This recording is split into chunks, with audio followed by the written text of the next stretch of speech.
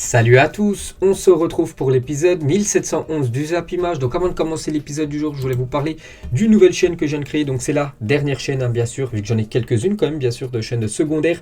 Donc il s'agit de BizBiz, PSG et OM. Donc en gros, c'est le même concept que sur une autre chaîne où je parle seulement du Barça et du Real Madrid. Donc un jour sur deux, je parle du Barça, l'autre jour, je parle du Real Madrid, je parle de toute l'actualité, bien sûr, de ces deux gros clubs espagnols. Et dans cette chaîne, il y avait aussi le Paris Saint-Germain en plus. Donc, du coup, je préfère laisser que ces deux clubs espagnols et du coup, recréer une chaîne PSG. Et du coup, je rajoute le club marseillais. Donc, bien sûr, les deux plus grosses équipes pour moi françaises. Donc, je serai neutre, bien sûr, sur cette chaîne. Voilà, bien sûr, je supporte le PSG, mais je serai neutre, que ça soit marseillais ou bien sûr parisien. Donc, j'essaierai de vous donner chaque jour l'actualité du PSG. Donc, hier, j'ai sorti la première vidéo Paris Saint-Germain. Donc, cet après-midi, les gars, ça sera une vidéo Olympique de Marseille qui sortira, puis quasiment un jour sur deux, bien sûr, dès que j'aurai des infos. Donc n'hésitez pas à vous abonner, les gars, sur cette nouvelle chaîne, bien sûr, pour les supporters parisiens et marseillais. C'est en première ligne de description, et bien sûr, en description, il y a aussi cette chaîne Barça Real Madrid qui marche très très bien. Merci à vous. Donc voilà, c'était une petite parenthèse, bien sûr. Et on commence aujourd'hui, les gars, en ce 25 janvier, les gars, avec l'anniversaire de Xavi, le coach blaugrana. On peut voir son palmarès impressionnant. Donc il fête aujourd'hui ses 42 ans. Il a remporté, bien sûr, la Coupe du Monde 2 fois, l'Euro avec l'Espagne, 4 Ligues des Champions, 2 Super Coupes d'Europe, 2 Mondiales des clubs, 8 fois la Liga, 4 Coupes d'Espagne, 6 Super Coupes d'Espagne et 2 Super Coupes d'Europe. Un palmarès incroyable, bien sûr, pour Xavi. Bon anniversaire à lui, on en reparlera tout à l'heure. Du coach catalan. Il y a aussi notre Espagnol, Adama Traoré, qui fait aujourd'hui ses 26 ans, le joueur de Wolverhampton. Voilà une photo pour vous montrer la puissance, bien sûr, de cet ailier espagnol. David Ginola, ancien joueur de l'équipe de France ou même de l'équipe du Paris Saint-Germain, il fête aujourd'hui ses 55 ans. Eusebio, ancienne légende du côté du Portugal, donc il nous a quitté il y a déjà quelques années, donc il aurait fêté aujourd'hui ses 80 ans. Robinho, les gars, donc un ancien joueur par exemple du Real ou même de l'équipe de l'AC Milan, il fête aujourd'hui ses 38 ans. On peut voir qu'actuellement il est dans de mauvais draps parce qu'il est accusé de viol, donc il devrait faire de la prison. Robinho. Et il y a aussi Amel Majri qui fête aujourd'hui ses 29 ans, une joueuse de l'Olympique lyonnais. Donc elle a remporté quand même 5 fois la Ligue des Champions et 9 championnats de France dans sa carrière. En plus, on peut la féliciter parce qu'elle va bientôt devenir maman. Et il y a aussi l'équipe du FC Séville qui fête aujourd'hui ses 132 ans d'histoire. On peut voir tout ce qu'a remporté, bien sûr, cette équipe de Séville. N'oubliez pas que Séville a souvent remporté l'Europa League. La preuve, parce qu'ils ont remporté quand même 6 fois cette compétition. Donc on commence aujourd'hui, bien sûr, avec les résultats de la veille. Sur le continent africain, c'était de la Coupe d'Afrique des Nations. Et on commence avec le dernier match, c'était hier soir entre le Cameroun et les Comores. Et score final 2-1 pour le Cameroun. Le Cameroun se qualifie pour les quarts de finale. Les Comores ont surpris tout le monde en sortant un match riche en suspense. Jusqu'au bout, on va parler de tout ce qui s'est passé. Donc déjà, on peut voir les buteurs Toko Ekambi et Aboubakar côté camerounais. Donc félicitations à ces deux joueurs. Donc voilà, le joueur lyonnais, encore une nouvelle fois, décisif. Toko Ekambi, on peut voir la joie, bien sûr, des joueurs camerounais. Le pays hôte qui file du coup en quart de finale de cette CAN. Et Vincent Aboubakar, de nouveau buteur. On peut voir qu'il a inscrit à chaque match au moins un but. Et il est déjà à 6 buts pour cette CAN 2021. Donc bien sûr, actuellement, c'est lui le meilleur buteur de cette compétition. Et auteur de 6 buts sur cette CAN 2021, Vincent Aboubakar dépasse le record du nombre de buts marqués en une seule CAN pour le Cameroun qui était détenu par Samuel Eto'o avec 5 buts. Donc voilà déjà un gros exploit, bien sûr, réalisé par Aboubakar, alors qu'il lui reste potentiellement encore 3 matchs, bien sûr. Ainsi, le Cameroun va jusqu'au bout, bien sûr, jusqu'à cette finale. On va parler cette fois-ci des Comores battus, mais vraiment ils peuvent sortir de cette Coupe d'Afrique des Nations, la tête haute, cette équipe des Comores. Bravo à cette valeureuse équipe des Comores qui aura écrit une belle page de son histoire durant cette CAN 2021. Bravo messieurs. Et on peut voir que l'homme du match, donc c'est l'unique buteur du match hier à côté Comores. Donc c'est lui qui a été élu homme du match. Donc Mchangama, voilà exactement son nom. Donc félicitations à lui, il a marqué un magnifique but hier.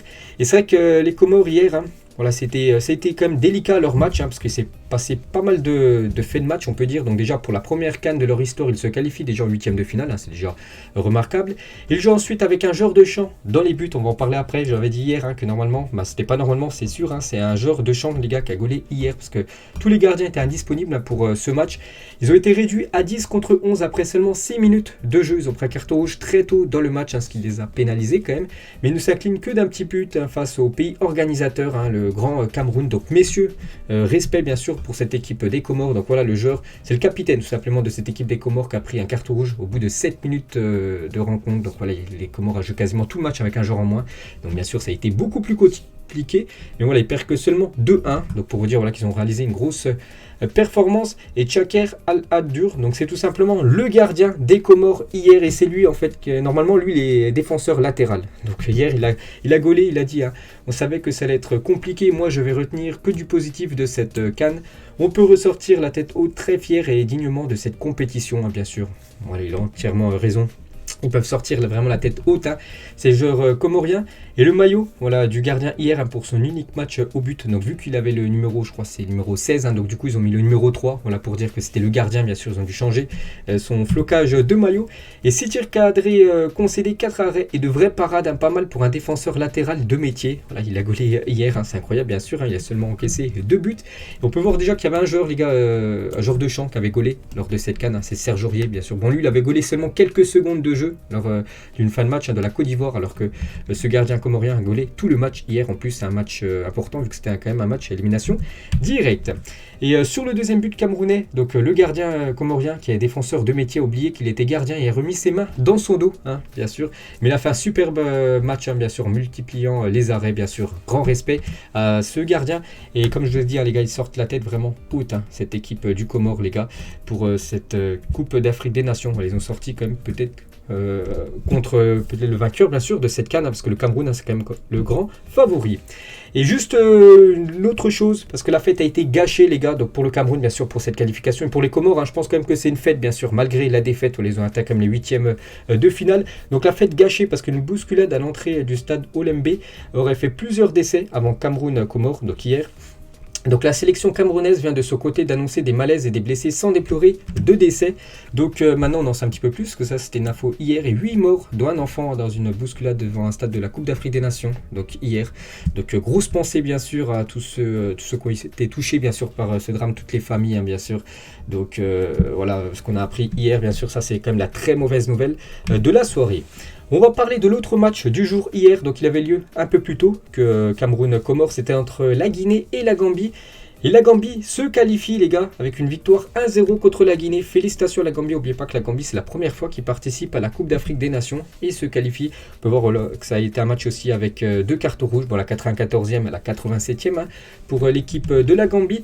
Et on peut voir l'homme du match, donc c'est Moussa Barrow, donc c'est l'unique buteur du match et c'est lui qui a remporté ce prix de l'homme du match. Donc félicitations bien sûr à lui, il marque tout simplement un but historique. Et pour sa première participation à une CAN, la Gambie accède au quart de finale de la compétition. A noter qu'ils sont pour le moment invaincus dans la compétition, 3 victoires, 1 match nul, 0 défaite, c'est plutôt pas mal. Et surtout la défense c'est quand même leur gros point fort. Par exemple hier c'est un match sans prendre de but, donc un clean sheet. Et donc ils ont encaissé seulement un but, c'était contre le Mali et c'était sur penalty. Une véritable forteresse bien sûr cette équipe, surtout cette défense de la Gambie. Du coup, les deux résultats de la journée d'hier, bien sûr, et du coup, voilà, vu qu'à chaque fois les vainqueurs du jour, comme aujourd'hui ou même demain, se rencontrent en quart de finale. Donc du coup, le Cameroun contre la Gambie, le match est prévu samedi prochain à 17h, bien sûr, on en reparlera. D'ici là, regardez le tableau final de cette CAN qui commence à être complété. On a la moitié, on a des 8e de finale bien sûr aujourd'hui. Il reste encore 2 affiches, demain pareil. Donc aujourd'hui c'est le Sénégal contre le Cap-Vert, coup d'envoi 17h, et Maroc-Malawi, coup d'envoi ce soir à 20h. On en reparlera bien sûr demain. Et toujours avec cette CAN, donc l'Algérie, la Côte d'Ivoire et la Tunisie ont été sanctionnés par la CAF pour certains comportements de leurs supporters. Ils devront payer au moins quasiment plus de 4400 €. La Fédé camerounaise a également reçu un avertissement pour le manque de sécurité. Donc voilà une petite info concernant ces pays sanctionnés à cause de leurs supporters.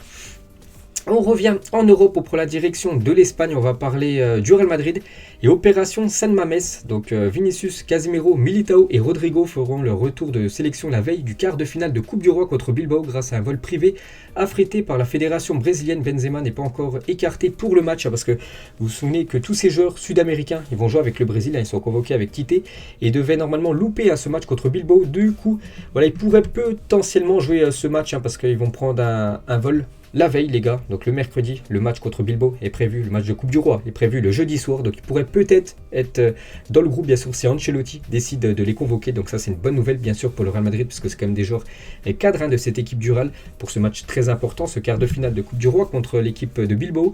Et concernant Valverde, donc lui, vu que le Brésil eux sont déjà qualifiés, c'est pour ça que c'est pas très important les matchs brésiliens, mais l'Uruguay n'est toujours pas qualifié bien sûr pour cette future Coupe du Monde, donc Valverde lui sera bien sûr forfait pour le match contre Bilbao, il va se concentrer à 100% sur les 3 prochains matchs bien sûr de l'Uruguay pour se qualifier pour cette future Coupe du Monde.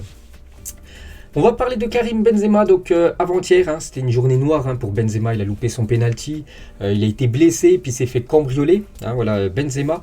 Et du coup on en sait un petit peu plus sur sa blessure, donc il souffre d'une contracture, il pourrait faire donc son retour le 3 février, sera disponible pour le choc face à Paris. Donc du coup il pourrait faire son retour dès le prochain match les gars, contre Bilbao et bien sûr contre le Paris Saint-Germain. N'oubliez pas, ce match est prévu le 15 février prochain, donc en gros c'est une petite blessure pour Karim Benzema.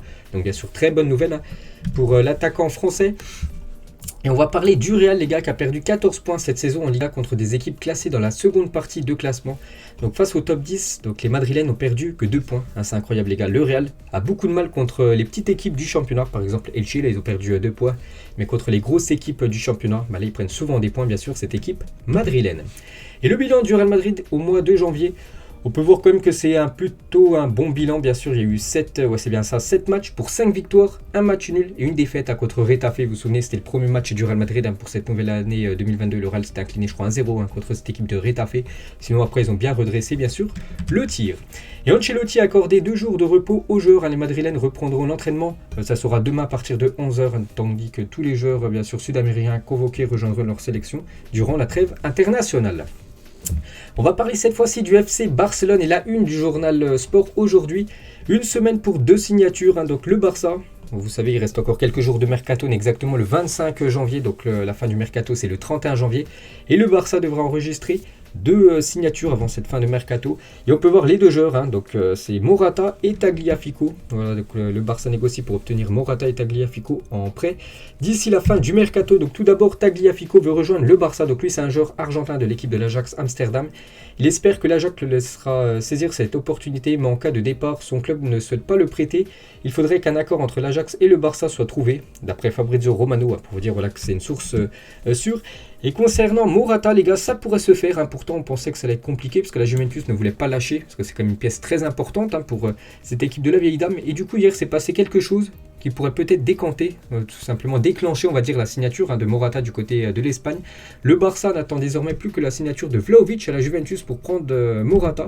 Parce qu'hier, les gars, on a appris que Vlahovic pourrait peut-être là dans les prochaines heures signer du côté de la Juventus. Donc du coup, Morata aura un bon de sortie pour aller lui du côté du FC Barcelone. Donc Sky à 23h07, donc c'était hier soir.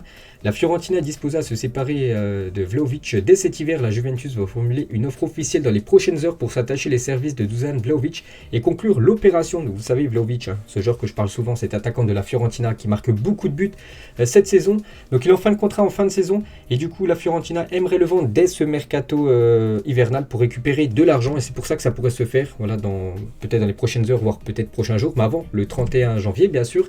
Il pourrait toucher un salaire de 7 millions d'euros par an, Vlahovic, du côté de la Juventus. On peut voir qu'il fait la une, bien sûr, des journaux italiens. Aujourd'hui, la une journal Tutto Sport, Vlahovic, on y est. La Juve a formulé l'offre économique pour l'attaquant. La Fiorentina attend que Dusan annonce ses intentions. Donc voilà, on est prêt à le vendre.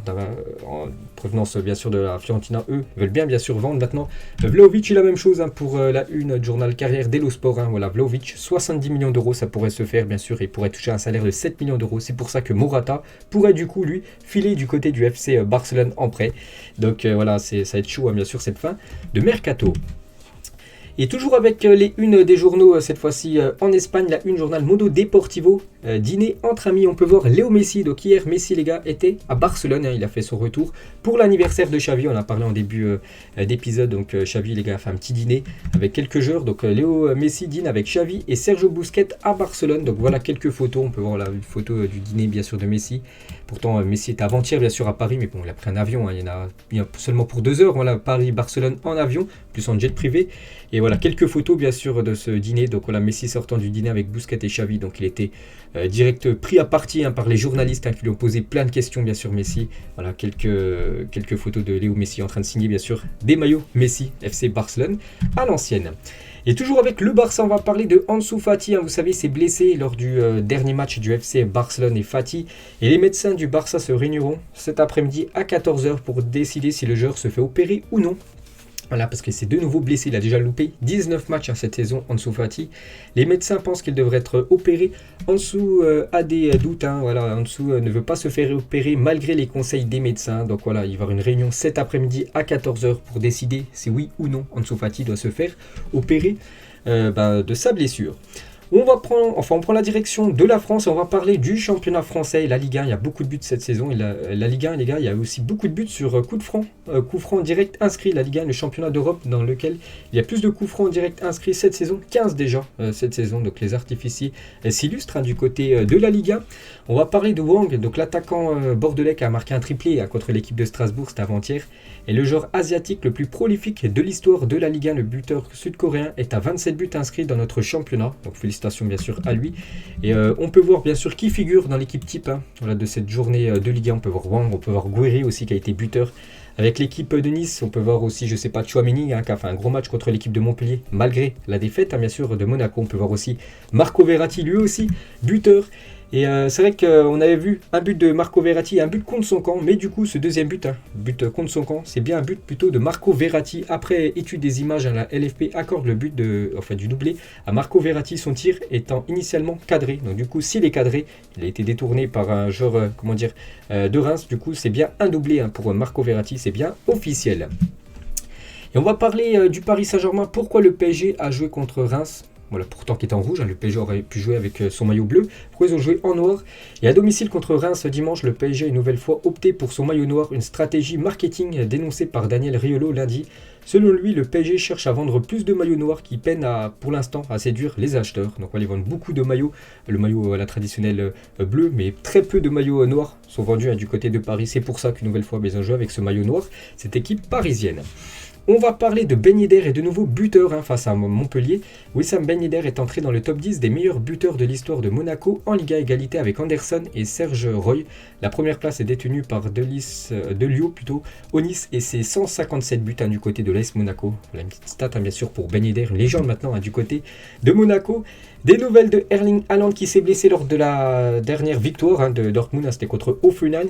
Et voilà, blessure musculaire pour Erling Haaland, il pourrait louper plusieurs semaines de compétition, donc bon rétablissement à l'attaquant norvégien. On revient 3 ans jour pour jour en arrière. Et il y avait une signature du côté du FC Barcelone. Le joueur Frenkie de Jong quittait son ancien club, l'Ajax Amsterdam, pour rejoindre le FC Barcelone. Vous vous souvenez, le PSG aussi le voulait. La Juve aussi le voulait. Du coup, il avait préféré signer du côté du FC Barcelone. C'était contre 75 millions d'euros, bien sûr. Frenkie de Jong. Et grosse déclat de Jong, je pense qu'on a mal joué contre le Real Madrid lors de la demi-finale de la Supercoupe. Et ça me fait de la peine de dire qu'on est fier malgré la défaite face au Real Madrid. Parce qu'au Barça, si on perd, on doit être déçu. C'est vrai qu'il y en a beaucoup. Après le match, j'avais dit, on est fier même si on a perdu. Alors que bien sûr pour le Barça, voilà, tu perds contre le Real Madrid, tu ne peux pas être content bien sûr d'une défaite. Donc voilà la déclaration forte bien sûr de Frenkie de Jong par rapport à cette défaite contre le Real. Côté Real Madrid, on peut voir que Luka Modric, buteur contre l'équipe de Elche, buteur sur pénalty à la fin du match, il a donné son maillot à un supporter, bien sûr, Luka Modric, généreux, bien sûr, le Ballon d'Or 2018. On va parler de l'équipe turque du Galatasaray. Vous vous souvenez, le Galatasaray a terminé premier de ce groupe d'Europa League. Il y avait Marseille aussi dans ce groupe, mais en championnat, c'est une catastrophe à cette équipe du Galatasaray qui s'est inclinée, par exemple 3-1 lors du dernier match. Et Galatasaray est actuellement 14e du championnat turc, une situation très délicate. N'oubliez pas que l'entraîneur s'est fait déjà licencier il y a déjà 2 semaines, mais voilà, pour l'instant rien ne va du côté du Galatasaray. Regardez, tellement qu'ils sont loin dans ce classement, ils sont 14e actuellement. On va parler de Mario Balotelli, j'en avais parlé je crois c'était avant-hier, dimanche, et c'est bien officiel, Mario Balotelli est de retour en sélection italienne. On peut voir voilà, la liste tout simplement faite par Mancini, donc Balotelli fait partie des joueurs sélectionnés par Roberto Mancini pour participer au stage de préparation des barrages de la Coupe du Monde 2022. N'oubliez pas bien sûr que l'Italie, il y a 2 matchs qu'elle doit s'imposer bien sûr pour pouvoir disputer à cette future Coupe du Monde. Il peut y avoir bien sûr une potentielle finale entre l'Italie et le Portugal, donc ça s'annonce bouillant. On peut voir bien sûr Balotelli a fait son retour en sélection italienne.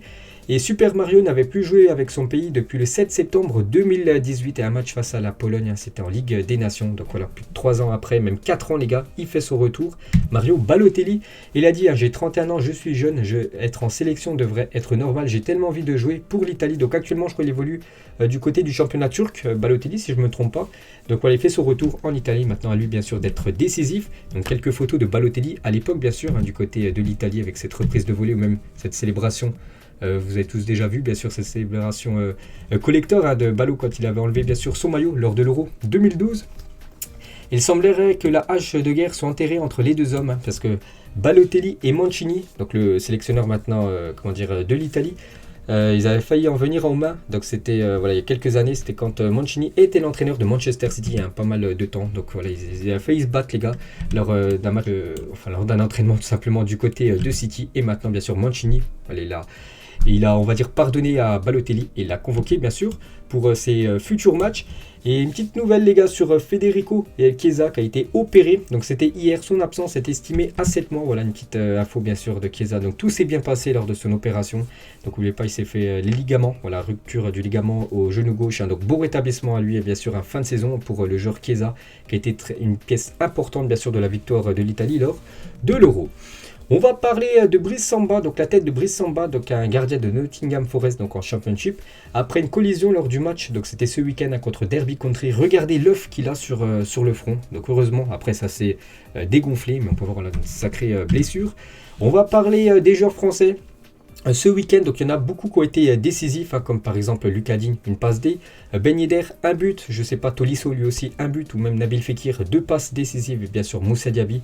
On peut voir qu'il a marqué 3 buts hein, voilà, avec son équipe du Bayer Leverkusen. Et on peut voir qu'il est bien aussi classé dans le classement des meilleurs passeurs en Bundesliga, avec déjà 6 passes D en 18 matchs hein, pour Moussa Diaby aussi, beaucoup de buts inscrits. On peut voir que Thomas Müller, les gars, domine largement ce classement. Il est déjà 16 passes décisives en Bundesliga cette saison en 20 matchs, hein, c'est quand même incroyable bien sûr. Il est tellement sous-coté hein, ce joueur du Bayern. Toujours avec le Bayern, regardez le nouveau maillot d'avant-match du Bayern Munich. Donc une note sur 10, je sais pas, je pourrais donner une petite note de 7. Voilà, une 7 sur 10, hein, bien sûr, pour ce nouveau maillot, bien sûr, du Bayern, hein, ce maillot d'avant-match. Toujours avec les maillots, cette fois-ci, regardez à quoi devrait ressembler le futur maillot du Real Madrid pour la saison 2022-2023. Donc toujours un maillot, bien sûr, blanc, toujours sponsorisé hein, par Emirates Flightbeater, hein, qui paye beaucoup pour être sur le maillot, bien sûr, du Real, toujours Adidas, bien sûr. Et on peut voir que les bandes Adidas devraient être violettes hein, pour le prochain maillot du Real.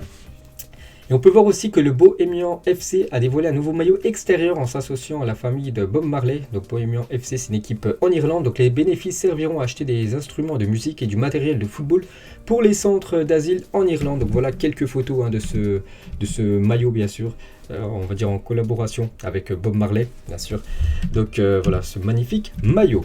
On revient 27 ans jour pour jour en arrière. Eric Cantona faisait un high kick à un hooligan de Crystal Palace qu'il avait insulté. Voilà, vous pouvez voir l'insulte. Bon, c'est pas très joli. Un geste qui lui aura voulu 9 mois de suspension. J'aurais dû le frapper plus fort. Était revenu Cantona il y a 2 ans. Il avait dit ça. Donc une petite info bien sûr sur Eric Cantona. Regardez les équipes actuellement en forme, elle est plus en forme en championnat sur les 5 derniers matchs. On peut voir que c'est l'équipe de Nice, les gars, sur les 5 derniers matchs, c'est 5 victoires. Donc là, on part dans les 5 grands championnats. Donc il vaut mieux que Wolverhampton. Donc sur les 5 derniers matchs, hein, c'est 4 victoires, 1 match nul, ou même l'Inter, ou même l'équipe de Manchester City. On peut voir aussi le PSG et l'équipe de Marseille, bien sûr, dans ce top. On va parler de Riyad Mahrez, le joueur algérien. Donc l'Algérie qui a éliminé bien sûr de cette CAN, donc il est retourné à Manchester. On peut voir que Riyad Mahrez va pouvoir se reposer une semaine avant de reprendre la compétition avec Manchester City suite à son élimination de la CAN avec l'Algérie. Donc c'est Guardiola qui a dit ça en conférence de presse. Il va laisser quelques jours de repos à Riyad Mahrez bien sûr après cette CAN. Des nouvelles de Félix, les gars, donc un journaliste à la Can Nasser, donc on va dire un journal espagnol, il a dit Félix c'est une erreur de signature du côté de l'Atlético. Tout le monde savait que c'est un type de footballeur qui n'est pas pour Diego Simon. Il a essayé de le modeler comme il l'a fait avec Griezmann, mais le gamin ne comprend pas. Donc voilà, on peut dire que c'est quand même un flop, bien sûr, un Félix. N'oubliez pas que l'Atlético a investi beaucoup d'argent, je crois que c'était quasiment 120 millions d'euros qu'ils avaient déboursé au Benfica pour s'offrir le jeune prodige portugais. On va parler de Ian White, donc incroyable, Ian White a marqué dans les années 1980, 1990 et 2000. Donc Phillips a marqué un but dans les années 2000 et 2010, donc son fils. Et Marjo Phillips a marqué dans les années 2020, 5 décennies pour la famille White, buteur bien sûr, hein, dans ce championnat anglais. Des nouvelles de Benjamin Mendy, accusé de 7 viols et une agression sexuelle. Benjamin Mendy a été libéré de prison le 7 janvier dernier. Actuellement en attente de son procès, le champion du monde 2018 doit pointer tous les jours au commissariat. On peut voir même qu'il porte un bracelet électronique hein, sur sa cheville gauche. Voilà, Benjamin Mendy. Hein. Donc on ne sait pas bien sûr s'il pourra rejouer à jour au football. On va parler de Neymar. Hein, j'en ai parlé il y a déjà quelques jours, les gars. Donc c'est aujourd'hui la sortie de ce documentaire sur Neymar. Donc Neymar, le chaos parfait, c'est sur la plateforme Netflix, hein, bien sûr pour ceux qui sont abonnés. Hein. C'est sorti depuis ce matin, les gars, à 9h. Et une petite info, les gars. Donc photo inédite de Neymar en maillot du Real Madrid, issue de ce nouveau documentaire Netflix hein, qui sort aujourd'hui. Carragher, les gars, sur Léo Messi, j'ai dit que Messi n'était pas une super recrue pour le Paris Saint-Germain en comparaison avec le retour de CR7 à Manchester United. Il m'a envoyé un message privé sur Instagram, je ne dirai pas ce qu'il a dit, mais en gros, il m'a traité d'âne. Donc voilà ce qu'a dit Messi par rapport à Carragher, maintenant consultant sur Sky Sport en Angleterre, mais avant ancien joueur bien sûr de l'équipe de Liverpool. Et Léo Messi, les gars, détient le deuxième pire ratio tir-but des 5 ligues européennes avec 44 tentatives pour seulement un seul but. Seul Cancelo, donc le défenseur droit de Manchester City, fait pire avec 46 tirs pour seulement un but bien sûr pour Cancelo. Donc voilà, compliqué bien sûr Léo Messi. Et toujours avec lui, on peut voir qu'il a reçu un maillot dédicacé du pape François, Léo Messi. Donc une petite info surprenante bien sûr sur Léo. Et une petite info les gars sur les Girondins de Bordeaux, c'est qu'actuellement ils sont avant-dernier du championnat. C'est très compliqué malgré leur victoire lors du dernier match. Mais Bordeaux les gars, lors de la saison 2009-2010, ils étaient qualifiés en Ligue des Champions. Ils avaient comme dans leur groupe de LDC donc deux grosses équipes, le Bayern et la Juventus. Ils avaient terminé en tête avec 16 points sur 18 possibles, c'est incroyable.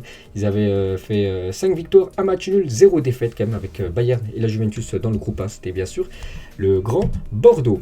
Et on finit bien sûr avec un petit rappel les gars, voilà, de cette chaîne Bisbis PSG et OM les gars. Donc c'est en première ligne de description bien sûr pour ceux qui veulent s'abonner. Donc voilà les gars, j'espère que ça vous a plu. Je pense avoir été comme d'habitude complet sur tout ce qui s'est passé hier sur la planète foot. On se retrouve bien sûr demain pour la prochaine vidéo. Bonne journée à vous et à plus tard.